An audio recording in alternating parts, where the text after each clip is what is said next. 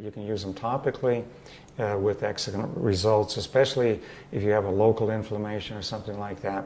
It will quickly reach that area and have a positive effect if that's a mineral that you're lacking. Mm-hmm. Getting back to the tumor, how is a tumor essentially formed? Well, when the body reaches a point of toxicity that it can no longer eliminate. So it's on a daily basis, you're accumulating more than you can get rid of. So basically what happens is these toxins begin to pool up in a weakened organ or tissue that cannot fight the toxins off as readily as the surrounding tissues. So we have a pool that begins to form. This becomes a life-threatening situation. The body recognizes that, builds a protein or fibrin sheath around this toxic pool, which we call a tumor. And then, of course, it's so toxic inside that a lot of times the cells are going to have to mutate in order to continue living. Mm-hmm. Well, what's a mutated cell? It's a cancer cell. It's malignant.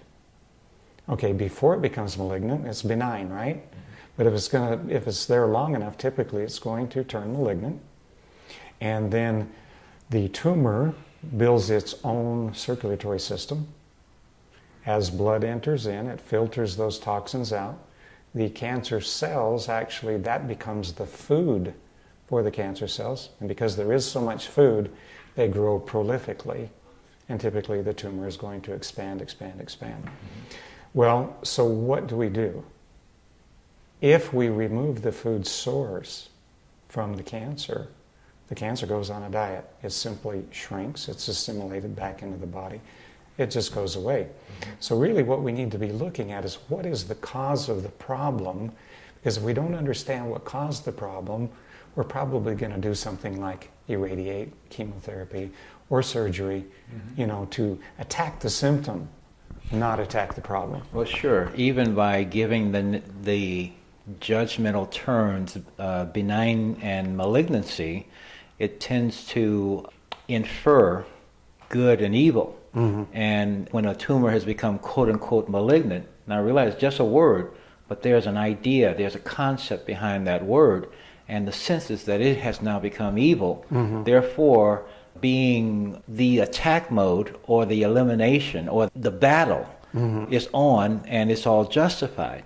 These are psychological terms which also, now where's balance in all this? Balance is not a part of either of those equations, mm-hmm. because if we take steps to just simply restore the balance, and as you say, the spectrum of elements, for example, mm-hmm. there are some that are obviously missing, and then on the other hand, there are some that are overrepresented, and so even within this spectrum of minerals, there are balancing agents that nullify, neutralize, or however you want to say it, but it restores the tranquility and the peace and the health. Mm-hmm. Yeah, the harmony, the homeostasis. Yes, mm-hmm. absolutely. Yeah. Oh, we're talking with, maybe I was talking, okay, but we're talking with John Austin, free-mart.com, and we're talking about these amazing nanoparticle, nano-sized products that basically are providing their high levels of concentration, high levels of availability.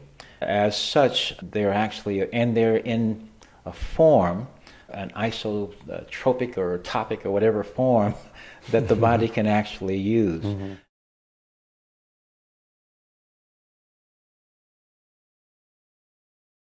Now, we've talked about gold, we talked about silver, and we're going to dance around water here and there. Okay. But you also have copper, and that's something I don't see copper too often. Let's go into open the copper top. Yeah, copper is actually the third most important mineral for the body. We use that's the third mineral in the line of succession that our body needs. Of course, it's necessary for the creation of red blood cells. We've got a lot of those. So if you want to have your healthy blood, you've got to have copper. Copper shows up in other places, and I think most frequently where we recognize it is in hair loss, graying of hair, discoloration of skin. Okay, just hit me up like that, right? My goodness. Oh man, go ahead. So, extremely important mineral. Obviously, we're not getting copper in our diets, and so we need to. We're not even talking about it because this is the first time I've even had a conversation about topics about copper, and I've been talking to you for a long time. Go ahead. So, yeah, it is frequently something that we're lacking, more so as we grow older for whatever reason. I think, that's true with everything.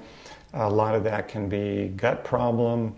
We're just not assimilating our food. We get the villi in the colon get impacted with fecal material. A lot of older people, they have colons. John Wayne's colon weighed 60 plus pounds, when they did an autopsy on him.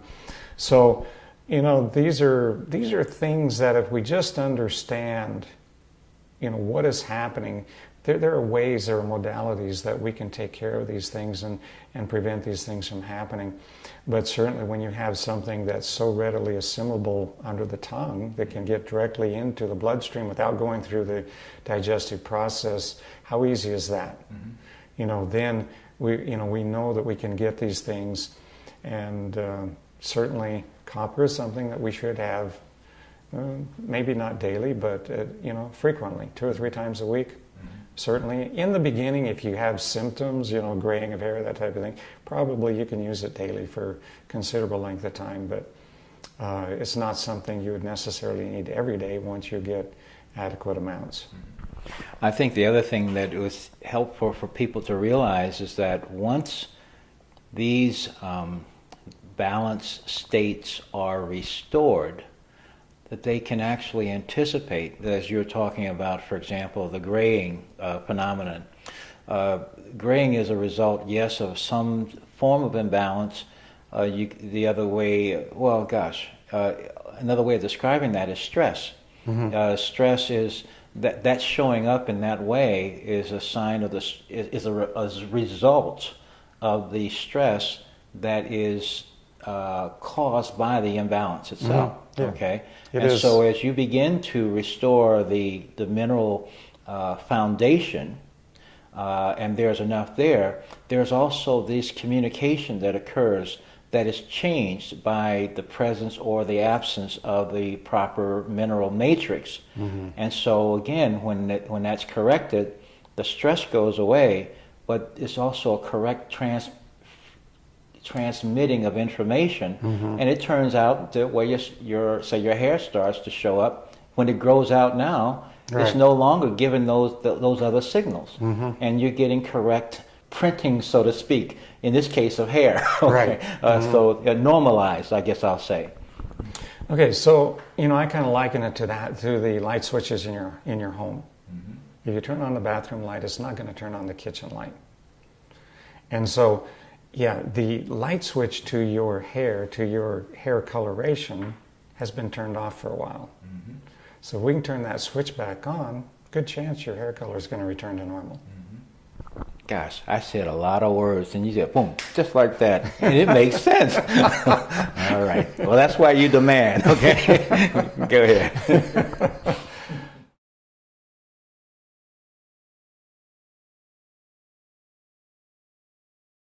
Okay, let's talk a little bit about our magnesium. Magnesium is really, by some people, is called the master mineral. It is necessary for every single metabolic process in the human body. There's not a single thing that happens in the body without magnesium. So that's how important it is. Where do we see magnesium deficiencies? Heart attacks?